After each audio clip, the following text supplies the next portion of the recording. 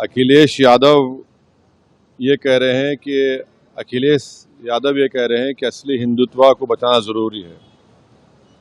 पिछले विधानसभा के चुनाव में अखिलेश यादव को एक तरफा मुस्लिम वोट मिला है और जिसको एक तरफा वोट मिला है, जिसकी झोली में मुसलमान एक एक वोट डाल दिया, वो कह रहा है कि असली हिंदुत्व को बचाना है।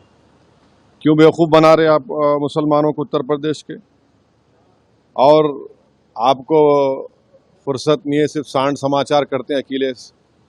ये तमाम बिचौलिया जो है, ये जो मिडिल मैन है, जो मुसलमानों को उत्तर प्रदेश के धोखा देते हैं कि भाजपा को हराना है, भाजपा को हराना है, और फिर वोट दिला दी अखिलेश को, तब भी भाजपा जीत गई। और पूरे देश में भाजपा जो है मार्जिनलाइज कर रही है, टारगेट कर रही है मुस्लिम अक़लियत को उत्तर प्रदेश में भी और हर जगह पर। और अखिलेश कह रहे हैं कि असली हिंदुत्व को बचाना है। क्या बचाएंगे आप हिंदुत्व को बचाएंगे? आप सेकुलरिज्म को नहीं बचाएंगे? आप संविधान को नहीं बचाएंगे? हिंदुत्व और सेकुलरिज्म और संविधान कहाँ पर एक जगह जमा हो सकते हैं?